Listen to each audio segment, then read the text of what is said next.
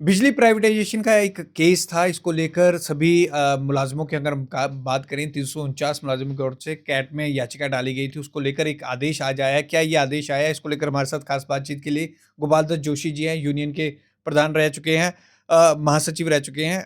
गोपाल दत्त जोशी जी किस तरह से देखते हैं और आपको कैट में जाना क्यों पड़ा था? भागवत जी, पहले तो मैं आपका वेलकम करता हूं कि आप हमेशा ही कर्मचारियों के मुद्दों को बड़ी प्रमुखता से उठाते हैं और इसी कड़ी में आप आज जो कैट के फैसले वाली बात कर रहे हैं। सबसे पहले तो हम जो केंद्रीय प्रशासनिक न्यायाधिकरण ने जो फैसला दिया है उस फैसले का वेलकम करते हैं, स्वागत करते हैं। और जहां तक कर्मचारियों को कैट में जाने का मुद्दा है, आपको पता है कि ये मुद्दा 2020 में सरकार ने आत्मनिर्भर भारत के नाम पर डिस्ट्रीब्यूशन को प्राइवेट करने से शुरू किया था। केंद्रीय कैबिनेट का भी जो है वो डिस्ट्रीब्यूशन को प्राइवेट करने का फैसला था।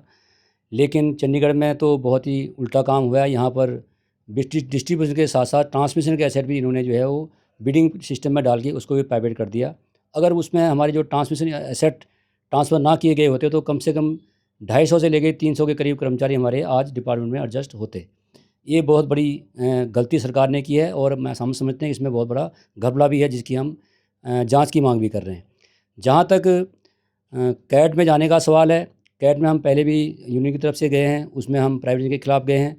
वो पॉलिसी डिसीजन था, उसको हम ऑन करते हैं, जो ऑनरेबल सुप्रीम कोर्ट ने डिसीजन किया, हाई कोर्ट ने डिसीजन किया। लेकिन आज हमारे कर्मचारियों की नौकरी का मुद्दा है, जिस मुद्दे को लेके जो जब इन्होंने नोटिफिकेशन की है 4 फरवरी को, जो 31 जनवरी 2025 से लागू हुई है, उसमें ये इन्होंने कहा था कि जो एम्प्लॉयज़ हैं 349 के करीब एम्प्लॉई की जो आप बात कर रहे हैं, अल्टीमेटली एम्प्लॉयज़ हमारे 540 के करीब थे जिनको एज इज की बेस के ऊपर जो है वो कंपनी में ट्रांसफ़र करना था।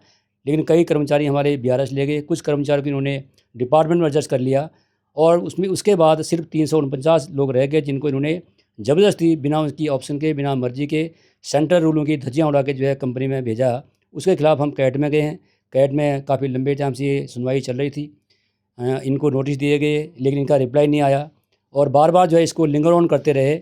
और जो हमारी जो रिप्रेजेंटेटिव थी, जब इन्होंने कहा था कि 1 महीने के अंदर आपसे हम ऑप्शन मांगेंगे, सजेशन लेंगे, ऑब्जेक्शन मांगेंगे, लेकिन उन्होंने वो वेल इन टाइम देने के बावजूद ही उसके ऊपर कोई डिसीजन नहीं किया और लास्ट डेट पर इन्होंने वो जो 22 जनवरी को ये कह दिया कि हमारी जो कंपनी कमेटी है वो बैठ चुकी है, उसने फैसला कर दिया और सबका जो है साइक्लो स्टाइल में एक फैसला दे के जो है वो कैट में इन्होंने वो पिटीशन जो है अपना जो फैसला है वो सुना दिया।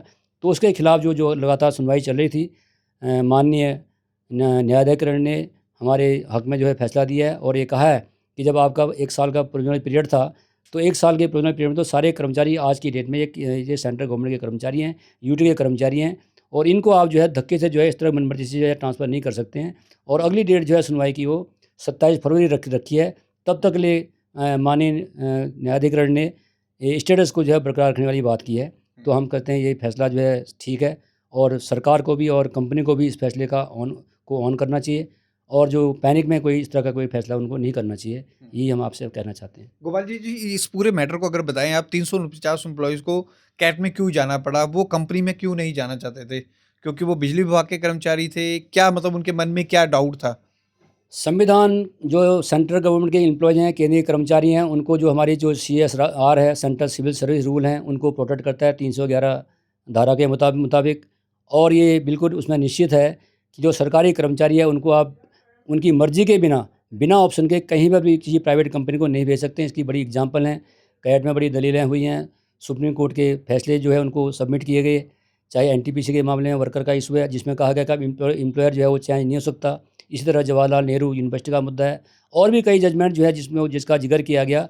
उन फैसलों को देखते हुए माननीय न्यायालय ने जो है ये फैसला किया है कि नेचुरल तौर पर जो ये कर्मचारी जो है सेंट्रल गवर्नमेंट के कर्मचारी हैं, इनके ऊपर CSR लागू है। इस करके ये प्राइवेट कंपनी के मुलाजिम ये नहीं बन सकते। आज की डेट में ये सरकारी मुलाजिम है और अगली डेट जो है फाइनल हियरिंग के लिए जो है 27 तारीख फरवरी फिक्स की हुई है। हम समझते हैं कि ये जो बड़ा अच्छा डिसीजन है, ये मुलाजिमों को राहत देने वाला फैसला है। सरकार को और कंपनी को इसको ऑन करना चाहिए। तो कैट में याचिका डाली थी एम्प्लॉइज़ ने और एम्प्लॉइज़ की तरफ से अब जो अगली डेट अगर हम कहें 27 फरवरी मुकर्रर की गई है। दैनिक ट्रिब्यून के लिए भगवत सिंह की रिपोर्ट।